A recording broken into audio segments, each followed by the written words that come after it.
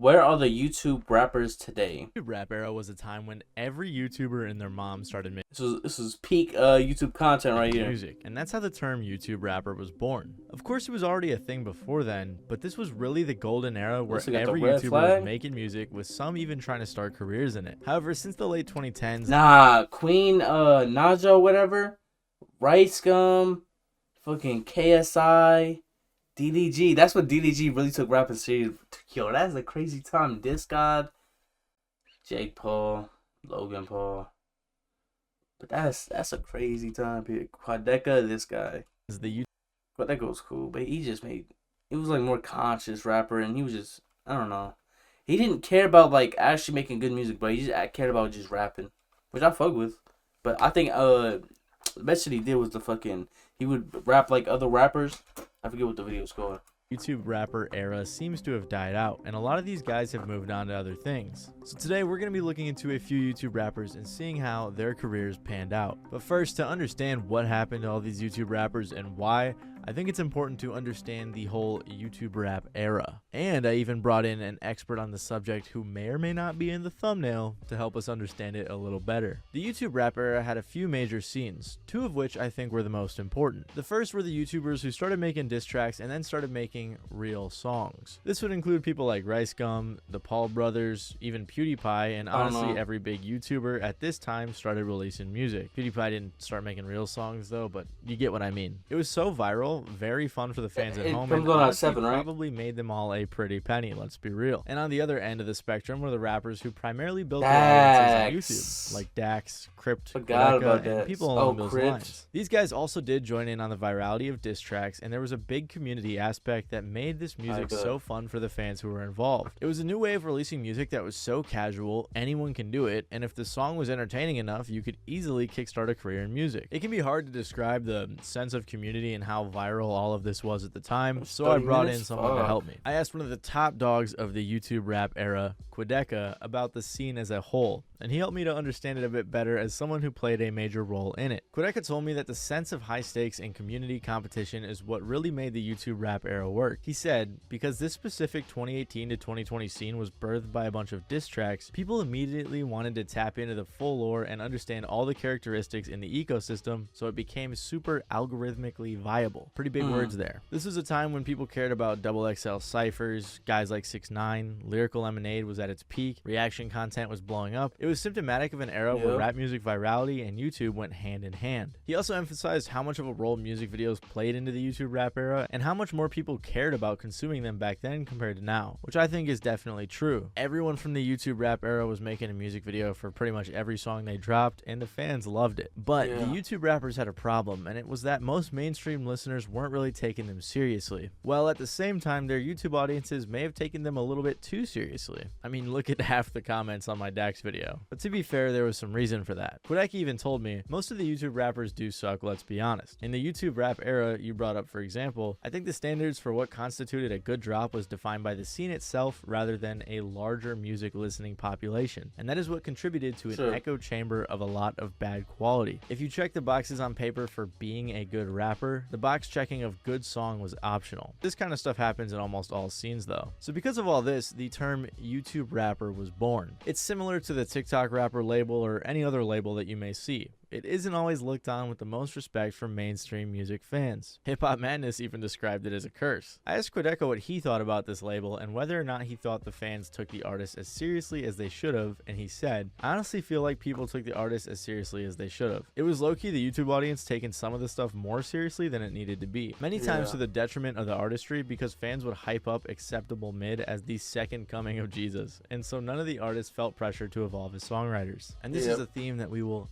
100% explore in this video. It seems there are two paths the YouTube rappers generally take, either getting successful enough to pivot into more mainstream music, or getting stuck with a label that forever brands you as another YouTube rapper. Regardless, thank you to Quadeca's insight. I think we have a decent understanding of the whole YouTube rap scene, or whatever you want to call it. And of course, shout out to Quadeca. I got a section on him in this video, but I appreciate his help. And like he said, diss tracks in part paved the way for the YouTube rap era. So of course we can't leave out Mr. Diss Track himself, Rice Gum. To some, Rice Gum may be viewed as the definition of a YouTube rapper, and to others he was just a guy who made diss tracks. But Rice Gum definitely paved the way for many YouTube rappers to come. Rice Gum's career started with his live streams where he would play Call of Duty, go on Omegle, and chat with girls like Mia Khalifa. He was actually pretty entertaining, and he began gathering a small audience. He then started posting on YouTube regularly in 2014, mostly making content for his viewers from his streams while he was still just in high school. Rice Gum later began posting videos of him reacting to weird random content like kissing pranks, for example. Musically, bro, He musically. uploaded his life-changing video, These Kids Must Be Stopped. After uploading this video, in the first 4 months of 2016, he went from 100,000 subscribers to 1 million, and he would continue to grow rapidly. After beefing with a bunch of Musically kids for a while, he did something that would not only change his career, but YouTube in general. He released his first ever diss track directed towards Jacob Sartorius. I was trying to remember what bro name was. Yo. Be a singer, man, and look what happened. Maddie B or Jacob, I can't tell the difference. You can't go on stream until you do your dishes. By no means was this diss track good, cringe, but you could tell he wasn't taking himself too seriously and was just having fun. Rice Gum didn't start diss tracks, of course, but he really popularized them and spearheaded the trend that would dominate YouTube throughout the mid-2010s. A large chunk of his content became him beefing with random people online, which most of them were kids, and making funny little diss tracks in each video, accompanied with skits and some pretty entertaining jokes. Big ego, but not bigger than your nipples. Pepperoni? Why draw that shit looking hella strong though? 1 mil, get the nudes, then we gone, ho. As he continued posting diss tracks and growing his fan base, he had a bigger budget and more resources to make bigger and better diss tracks. His beats got better, his flows got better, his lyrics got better, his production, mixing, and music videos all got better. Now, I'm not saying he was really good, don't get me wrong, but the quality had definitely improved a lot. I think all of this culminated in his Jake Paul diss track, It's Every Night Sis. This was his best diss track yet, and the first one he had released on streaming services. It got nearly 200 million views on YouTube, debuted at 80 on the Billboard Hot 100, Sure, that's and so eventually crazy. it went platinum. But What? I don't know, man. Platinum song. Platinum Based in off of a totally March awful track. 2022? One of the worst songs of last year. And now, Bro, in it's less than a hating. year later, it's plat. 1 million sales. I mean, a YouTuber going platinum is insane, especially Rice Gum. But this is something you'll see continuously throughout this video, and it's that YouTube is giving a lot of people a platform to help them break into the music industry, making it way more easy than it was before. And like I said, it seemed as if Rice Gum spearheaded the diss track movement, because other YouTubers quickly followed in his footsteps, making diss tracks and rap songs in general on their YouTube channels. But shortly after all of this success, he would get involved in 3 different controversies that seemed to cause him to take a hiatus. The first, of course, is when iDubbbz made his 30-minute content cop on Rice Gum, and then followed it up with a diss track. I'm not going to touch on this too much because it's pretty well known and doesn't pertain a lot to his music career, but iDubbbz caused Rice Gum to lose a ton of fans and pointed out a ton of problems with Rice Gum's content. It's crazy how, like, the content cop shit, like, definitely fucked up his career, bro, because, like, I don't know why, but, like, people was, like, just, they were followers back in the day. You know how people have core fan bases now?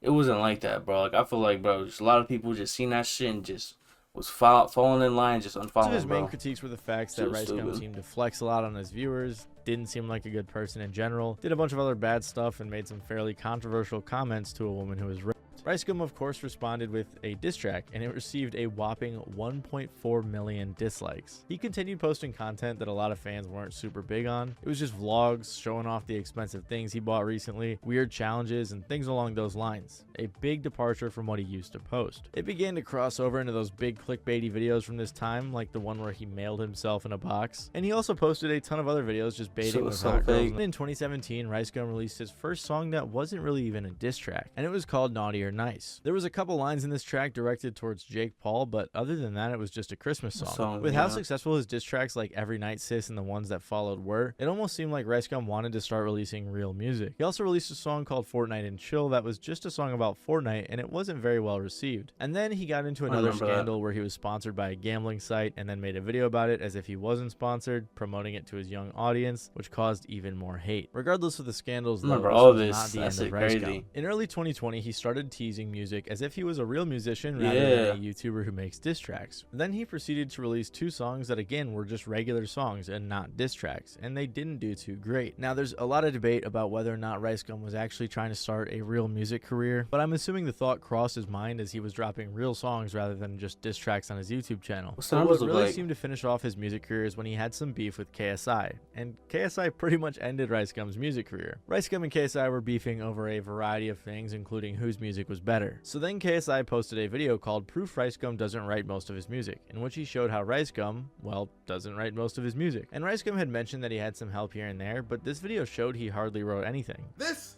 is the songwriting registry page. Oh shit. This is a good way to find out if someone actually writes their music. Oh shit, I'm about to look that shit up. RiceGum isn't in the writers list. Frick the police.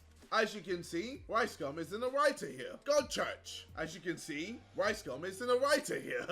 RiceGum has not released a single song since that video was released in June of 2020. And shortly after the KSI beef, he stopped uploading YouTube videos in general. But then something happened that I think changed a lot of people's perspectives on RiceGum. On April 27th of 2023, he posted a video titled Baby Girl, in which he showed his journey with his girl through her pregnancy, and then said that the baby lost her heartbeat, and they still to this day don't know why. The tragedy of this event seems to have really humanized RiceGum to people online in a sense, and I'm sure I was like, damn, I didn't know he had a kid. That's crazy. The tragedy of this event seems to have really humanized RiceGum to people online in a sense, and I'm sure he did a lot of maturing following this event as well. Around this time, Rice returned to streaming on occasion, and seems like he has returned to his roots of making more chill, funny content on stream. Yeah, man. Yo, guys, you know, I took some time off. I was just figuring it out, man.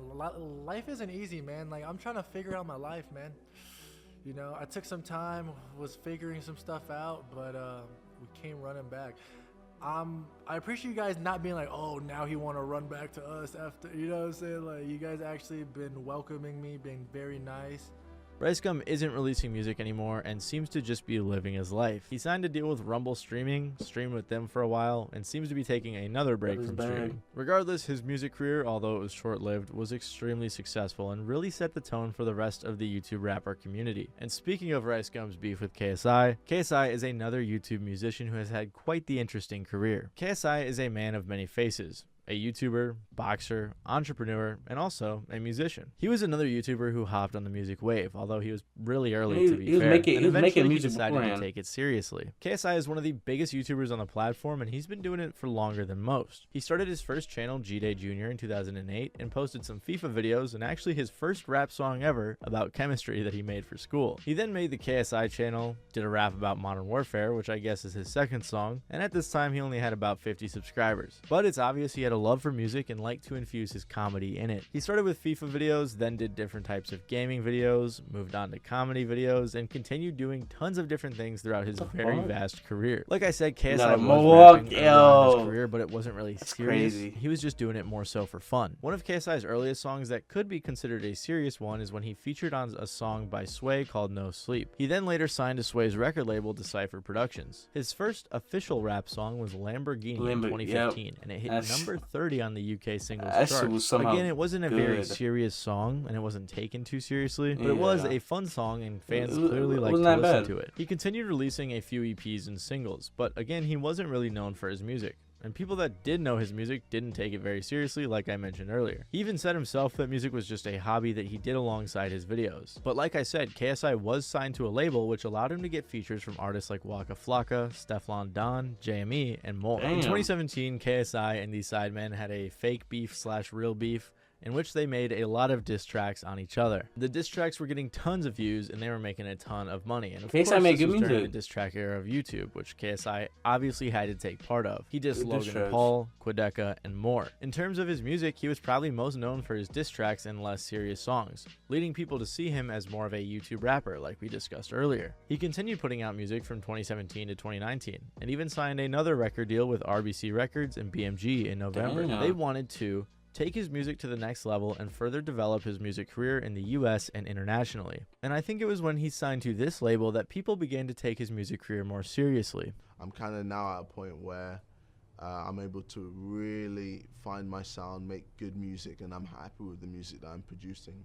And now I can just put more stuff out, put more content out, and, you know, work with people that I never thought I'd be able to work with, and really, you know, come in with bangers, man. He began releasing singles in Bangers, preparation man. for his 2020 debut studio album Dissimulation, which had a ton of features from mainstream artists like Offset, Trippie Redd, Lil Baby, Rick Ross, AJ Tracy, and many more. The album debuted AJ at number Tracy? 2 on the UK charts and eventually was certified okay. gold. Smoke Since releasing Perp! that album, he Lil released Pump! his album All Over the Place in 2021 and has had 6 songs chart in the top 5. On his 2021 project, he had features from Future, 21 Savage, Lil Durk, and even Lil Wayne. Who would have thought KSI would be getting features from Lil What? Wayne, man? It is crazy. His work under his new record label was taken much more seriously because of the subject matter, the quality, and the features. Nowadays, I think a lot of people, especially in the United States, don't really see KSI as a rapper. They know him mostly from Prime, boxing, and YouTube. But I don't think people realize how insanely successful KSI is in the UK. He's chart-topping, multi-platinum, and his songs Keep are Up even on wasn't the bad, I radio. remember that. Someone even commented on a different video where I talked about KSI, and they said, the amount of times JJ is on the radio in the UK is outrageous. His numbers are up Wow. there with other popular UK rappers like Skepta and Stormzy. And I'm not gonna lie, songs like Madness are pretty good, so I Nah, think he's that a pretty label solid paid artist. Following the for the success features. of his album All Over the Place and the hit song Don't Play with Anne Marie, KSI signed a deal with Atlantic Records. Most recently, he's released only a few tracks like Easy,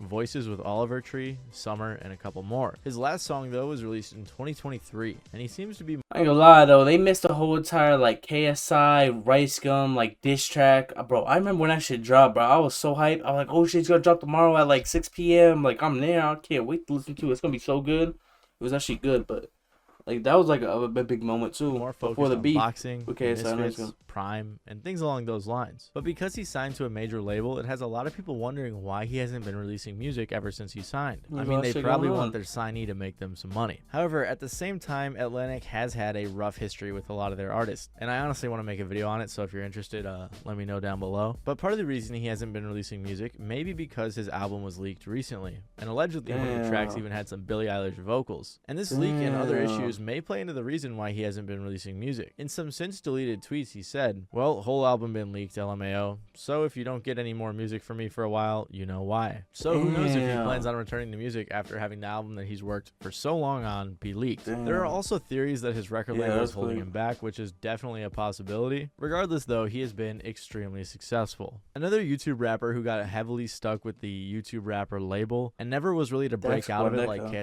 KSI was is Token. Token is one of the poster boys for YouTube rap. I mean, his biggest song is literally Oh. called YouTube Rapper, but he has faced the corny YouTube rapper allegations more than I thought he was always a conscious rapper. I never knew he did YouTube. anyone else in this video. So here's why. Token is a rapper who never really even was a YouTuber. Ever since a Yeah. young age, he wrote poetry and always wanted to be a rapper. His friend encouraged him to start posting his music on YouTube when he was young, and he was even doing things like ciphers and stuff in real life trying to grow his career when he was just a kid. Stuff At originally. first it was locally. At first I was like doing like ciphers in Boston and shit, but that didn't really like people didn't Boston? hear my name. Tough to emerge from that.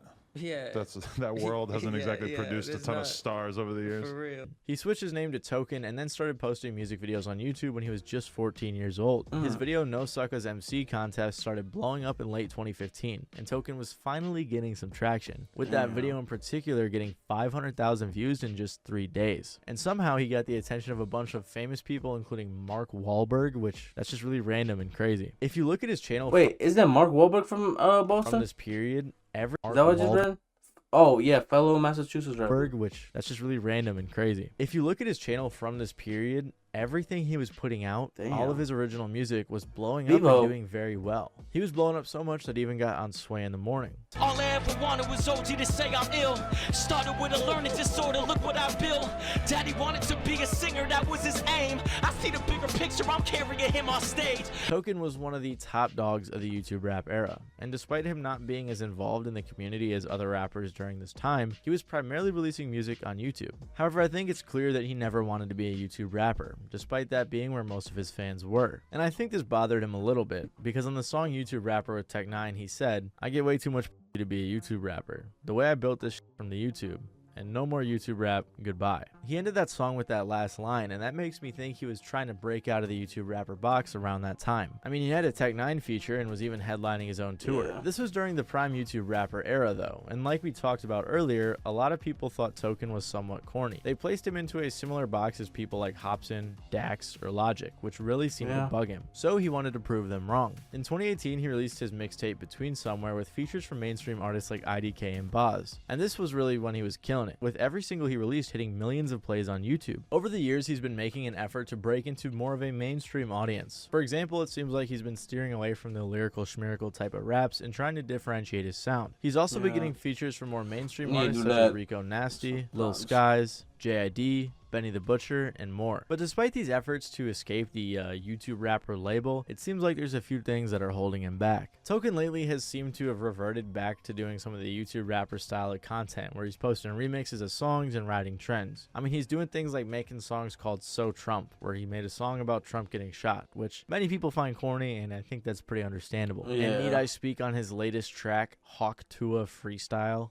You can't get away with that. You can't. So like I said, because of things like this, people find him corny. And I can't find it, but I saw a viral tweet like a year ago, and everyone was like calling him super lame because he was doing another one of these type of videos. And honestly, I felt bad for him because everyone was clowning on him. So this label has clearly stuck with him. And I can understand where the people are coming from. Like I covered in my Dax video, when you are still doing these song remixes, it isn't taken as seriously as when you're releasing your own music with mainstream artists, and it's a bit more original, and you're trying a bit harder with the lyrics. But it does seem like Token's doing well for himself as an independent artist. He has a solid fan base and is definitely able to make a living for himself through his music. But the corny allegations have followed him as he's been stuck in his YouTube rapper ways as of late. And another person that has struggled heavily with the corny allegations is our boy DDG. DDG is one of the poster boys for rappers who made it on YouTube, and his career since making music has been nothing short of interesting. DDG started making videos while in high school back in 2014. His first ever channel was a gaming channel, but that didn't last long as he quickly moved on to vlogs. He was then gifted a camera to film a trip he was taking, and that was one of the first videos he ever posted. He started making skits. Bro got no more trending songs. Class as valedictorian, which I'm sure he needs you to know that. He went to college and began making vlogs. DDG said he was just having fun with it and wasn't really trying to blow up. However, that would all change when he reacted to the song Itchy Ma by Keith Ape. He made this reaction in 2015, and it really kickstarted his career. He was gaining tens of thousands of subscribers and really saw YouTube as an opportunity. When he went to college, he started filming vlogs with his girlfriend at the time, and a lot of his videos with her, especially the pranks, helped him to blow up even more. Around this time, he also decided to start posting music. Some were diss tracks and some were more serious. Once he started making money, he dropped out of school and pursued YouTube.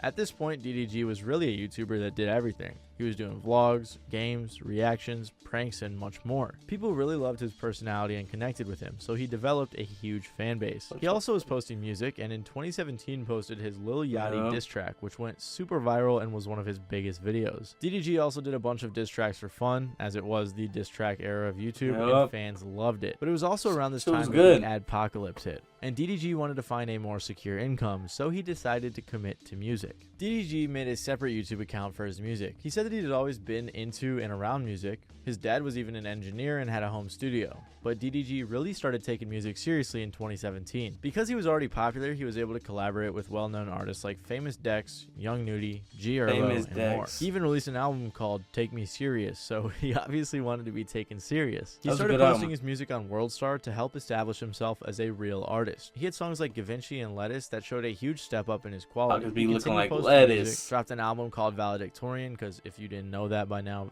DDG was a valedictorian. And then in 2020, he released his hit song Moonwalkin' in Calabasas. This song went crazy, and he even got a remix with Blueface that helped it go crazier. The song itself even went 2 times platinum. Despite his success, something was holding him back as a rapper, or at least that's what he thought. DDG has been very open about how he thinks that being a YouTuber can mess up his image as a rapper, and it seemed like he was disheartened about it. They knew me as this goofy, as this goofy is crazy. But I remember like DG, like he said he was gonna like stop being a YouTuber and shit, like all this last couple vlogs. I'm not gonna do this, it's not much longer, and he just kept doing it, which I understand he went back on his word, but I'm like, damn bro, that's just getting to him so bad that he didn't even wanna keep doing YouTube, bro. Corny or just chill, you know, whatever they stem me as from watching my videos. So when they see me going for music seriously, they like, he just a little goofball. He just Whatever.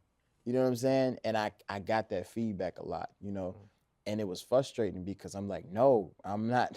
You know, I'm really doing this. I'm good. You know what I'm saying? I'm talented. On June 15th of 2021, he announced that he was retiring from YouTube and privated all of his videos. Again, like I said, the reason for this was to really solidify his image as an artist. Like I've said, being a YouTuber can cause some issues when it comes to having a cool, mysterious artist image, and that's exactly what he wanted. I want some type of mystery to my life. You know what I mean? Like, you got to know me over 6 years. We damn near related. I mean, think of Joji, for example, who was a YouTuber and then completely detached himself from his YouTube past to the point where a lot of his fans now have no idea he was even a YouTuber. Or they do, but like it's such a distant memory and his music's so good they don't really even care. That's what DDG was trying to do. That same year, he went on to become a XXL freshman, which really helped him solidify himself as a serious artist. But this was all short-lived, as DDG would eventually make his return to YouTube in the following months. He actually explained that he changed his mind and wanted to make it cool to be a YouTube rapper. I decided I want to be a YouTube rapper now. I don't want to be a regular rapper because these regular rappers be broke. I'm a YouTube rapper, but I'm also richer than your average rapper. I'm going to make it cool to be a YouTube rapper. I do this rap shit for fun. I ain't even had to do that. I'm still clocking 6 figures a month. I ain't trying to flex. The industry is capped. 6 figures off YouTube? Bro. This shit is all perception. All these niggas say they balling, but who really scoring? I'm going to be a TikTok rapper, Twitch rapper, YouTube rapper, whatever. But I know what I am going to be for sure. That's old school YouTube. So unlike most YouTuber musicians, DDG was actually very open about his stance on everything. Since then, he's released music with artists like Lil Yachty, Polo G, Gunna, and many more. He's also released a few more successful albums with a bunch of pretty successful songs on them. He has 3 gold songs, and he's been very successful in general. However, it seems that YouTube rapper label and his personality in general seems to be haunting him a little bit to this day. Hot New Hip Hop said, DDG is someone who is consistently being hit with a barrage of slander. Overall, a lot of it feels unwarranted. After all, he is mostly just a YouTuber turned rapper who doesn't start beef with a lot of artists. Instead, it seems his biggest crime is being considered corny in the eyes of some fans. Someone else on Reddit explained why they think he's corny, saying, if he wasn't so cocky or wasn't trying so hard to rid himself of his YouTube image, he would be more enjoyable. This is something he struggles with a lot, and as I was making this video, he literally just tweeted, how long y'all gonna act like my music is not good? It's finna be 2024, except I think he meant 2025. Anyways, I've seen now that he's getting involved with crypto, which is never really a good sign, so only time will tell how his career pans out. Regardless though, DDG has seen way more success than most artists ever will, let alone a YouTube rapper. And there's one more artist who's come from YouTube that I think has seen a lot of success. Not like one more in general that's seen success, I just mean like one more on this list. There's plenty of others. Let's just get to it. Obviously, I mentioned Quadeca earlier, but he was one of the biggest guys from the YouTube rapper era, especially because of his viral beef with KSI, and his evolution has been very interesting. Quadeca kind of started his music career before YouTube since he used to play piano a lot as a kid, but then he began making YouTube videos about FIFA in 2012, when I believe he was just 11 years old. He also uploaded a bunch of videos of him playing piano, although I think he's taken those down. He was super consistent with his FIFA videos and would even interject rapping into the videos very early on. For example, he would do it while he was commentating a match of FIFA. He was growing his fan base a ton with his FIFA videos, eventually gaining tens of thousands of subscribers. Along with the FIFA videos, he would randomly upload rap-related videos like parodies and him rapping at McDonald's. In 2015, Quadeca released his first project called Work in Progress. He also performed for a school talent show that same year. It was clear Quadeca had a passion for music. However, it wouldn't be the focal point of his content until around 2017 and 2018. Up until that point, it was mostly FIFA videos with the occasional rap video which he would use to promote the music he was releasing on the side. He released his first ever music video in 2016 for his song We Music Fire, which was on the Work in Progress album I mentioned earlier. Throughout 2016 and 2017, he released a few more projects. And apart from his serious music, he was also posting diss tracks and doing other fun stuff like every other YouTuber was. Then in March of 2018, he released his first ever episode of the Styles of Rap series, where he would rap in the styles of various different artists. This video, along with the rest of the series, did very well and helped him grow his audience quite a bit, but that would be minuscule in comparison to what happened when he released his diss track on KSI. Quadeca responded to a comment KSI made about him not being good, and his diss track went viral. Oh, Quadeca, if you're still watching this, or if you ever did, crazy. I even said to you that I want to make. Of course he's watching this. I'll make a track with him. Me saying his fucking name is boosting him. I know shit's gonna be on Bread Badge. It might probably be on Drama Alert. I don't give a fuck, man. It's me. So, Drama Alert. It's kind of like the same way you're like, I'm better than you, and you're better than him. And Quadeca's gonna think he's better than you. Yeah, but please. The feud with KSI was all over the internet, and Quadeca experienced crazy growth and honestly it's probably one of the best diss tracks from this whole diss track era. As of now it has 39 million views and people commenting that they still come back to it to this day. I never knew it was that all good. Of his success, he released his album Voice Memos in 2019 and it was pretty successful. He even got a Genius interview for his song Regardless, Quadeca was blowing up because of this, and combined with his styles of rap series and other popular rap related videos he did, he was cultivating a strong fan base for his music. Quadeca was very involved with the more fast rap YouTube rapper type of scene, along with artists like Dax and Crypt, which was very popular at the time. At this point in his career, he was still both a YouTuber and a musician, and was succeeding at both. He was pulling in millions of views on every video and every song. However, in late 2019 and 2020, his uploads became much more sporadic, and he would eventually take a very big break from YouTube leading up until his next album, From Me to You, which was released in 2021. This album was very experimental and was almost entirely produced by Quadeca himself, and it was obvious that he was both evolving and transitioning as an artist. The album did very well with songs like Where Did You Go and Sisyphus, and he even got features from people like Guapdad 4000, IDK, and Play That Boy Zay. Following this album, he released a few more videos that weren't music, and then he disappeared again. Apart from appearing in the occasional Hive Mind video, he seemed to be pretty much done with YouTube in preparation for his next album, I Didn't Mean to Haunt You, which was released in 2022. This was by far his best album at the time. It was very experimental, fully self-produced, and very well crafted. It was a conceptual album that was way different from his earlier music. With this project, he was able to solidify himself as an exceptional artist, cultivate himself a strong core fan base, and he even received a 7 out of 10 from Anthony Fantano, which is pretty crazy for a YouTube rapper. And he got a feature from the Danny Brown. Because of how experimental and different it was, the album wasn't quite as viral as his earlier music, but it was an opportunity for him to evolve into the amazing artist that he is today. Since then, he's released another project called Scrapyard, which actually received a 9 from Anthony Fantano, which is even crazier for a YouTube rapper. And the only non-music video that Quadeca has posted since has been a video of him reacting to Fantano's review of his album. I also want to point out that this project features Kevin Abstract on the song Texas Blue, which by the way is my favorite. You guys should check that one out. And since then, Quadeca was also able to produce the song Tennessee by Kevin Abstract and Lil Nas X. A comment on the Insecure diss track that I mentioned earlier says, this guy went from a KSI diss track to a legit artist with amazing production. Like we discussed earlier, it can be hard to break through labels, and Quadeca even told me, I will say though, in my case, it's been difficult to shake my first impression for some people, so they refuse to listen to the newer stuff at all, and that can be kind of annoying. But I would say it has less to do with YouTube, and more with just being a 17-year-old who originally blew up in kind of superficial clout ways. That's just how it goes, and that's fine.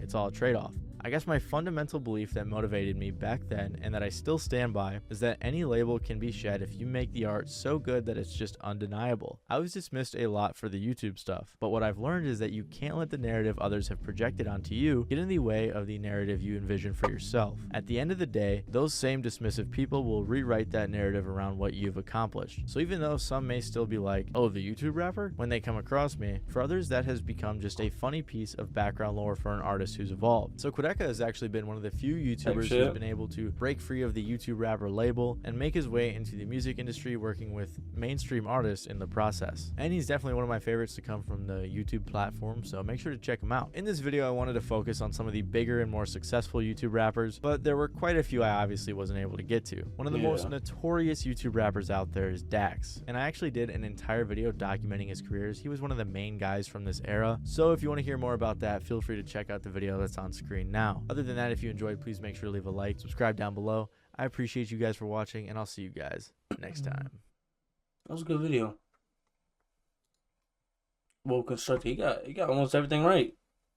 He did his little research. Imagine this video after Think of It was released. Oh God, yo, 4 months ago. Damn.